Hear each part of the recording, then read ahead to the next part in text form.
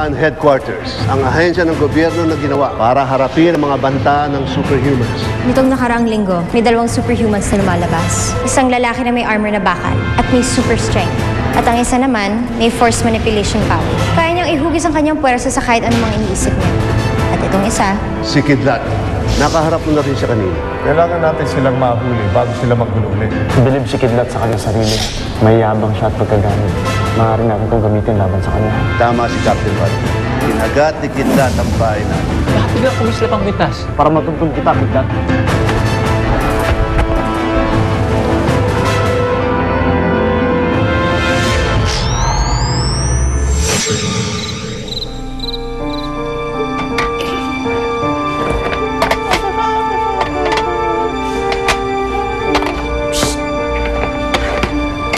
Ano yan? Ano ginagawa mo? Assignment ko po. Family tree po. Tray ka dyan. Patingin.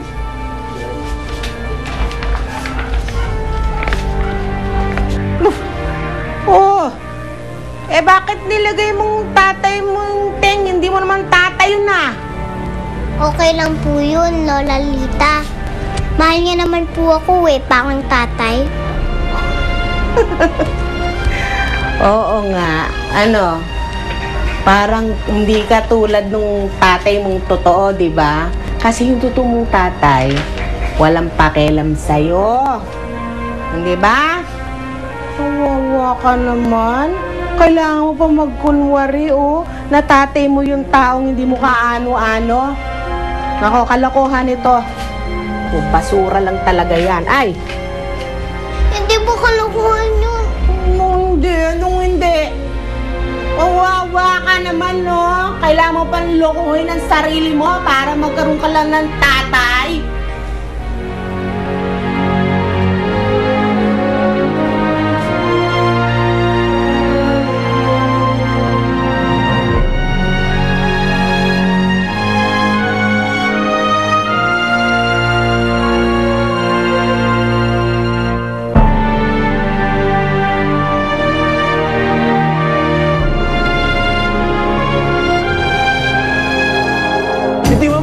pakawalan mo siya! Bitawan mo siya!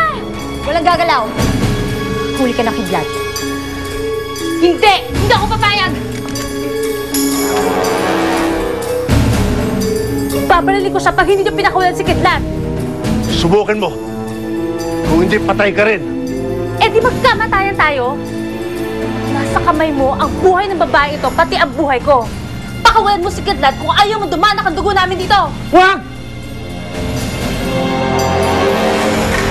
Huwag, Cherry! Baba mo ang baril mo! Makinig ka sa kanya. Huli na kayo. Hindi ako papahuli ng buhay. Hindi ako papayag na bumalik sa dati kong buhay. Ayoko na maghirap. Pakawalan niyo na si Kidlat! Huwag mong gagawin ng Captain Marvel.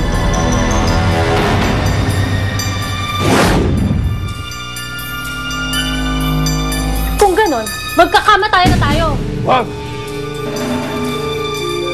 Pag-usapan natin to. Tama na ang usap. Tama ng satsat. Sabi mo eh. Wag!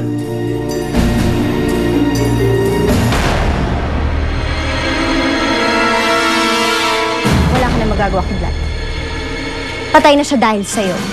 Hindi!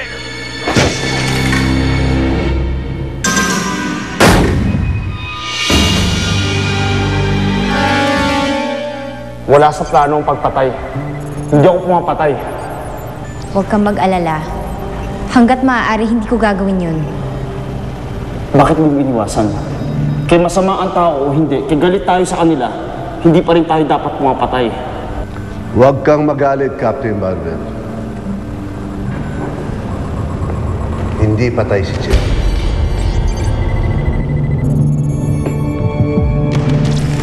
Advanced weapons technology yung ginamit sa paggawa ng baril na to. Iilan lang ang may ganito sa Pilipinas.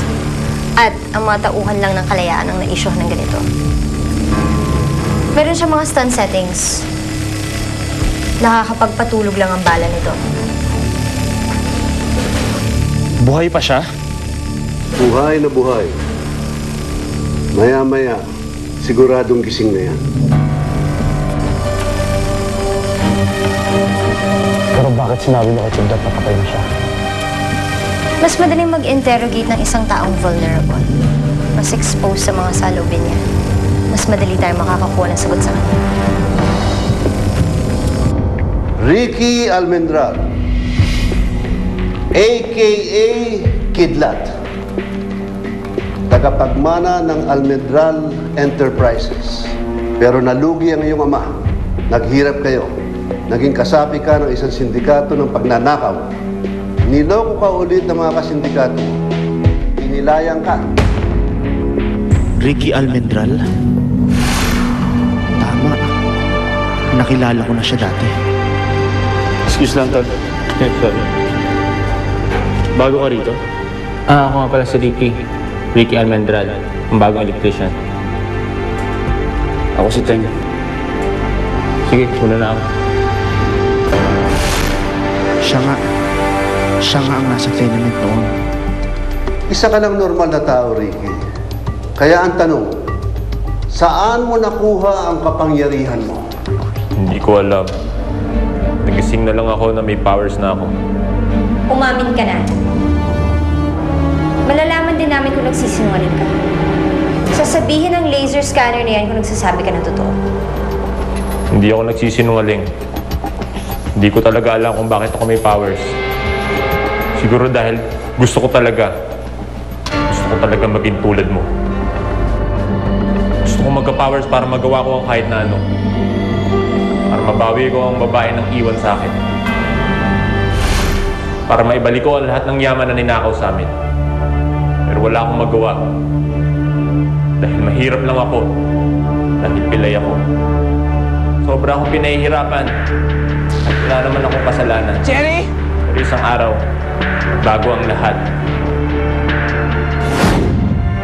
Jerry! Wag!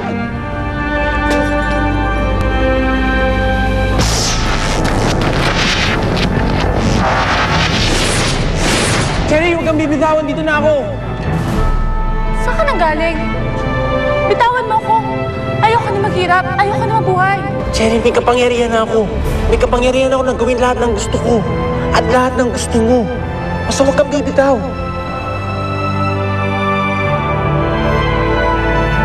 Ngayon wala na siya! Pinatay niyo siya! Kaya ipanalangin niyong di ako makawala dito. Dahil oras na makawala ako dito, humanda kayo!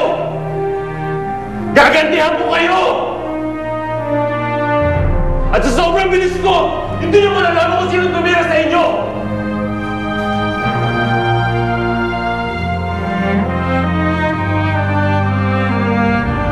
Nalulungkot ko ang nangyari sa'yo. Pero mali pa rin ang ginawa mo. Kahit ano man ang mangyari sa buhay ng isang tao, anumang hirap ang kanyang pagdaanan, hindi pa rin dahilan yun para piliin niya ang gumawa ng masama. Binigyan ka ng kapangyarihan. Pwede mo sanang gamitin ito sa kabutihan, pero pinili mong gamitin ito para gumawa ng mali. Labag sa batas ng tao at ng Diyos ang iyong ginawa. Sariling batas ko ang sinusunod ko! At dahil dyan, kaya ka makukulong ng habang buhay.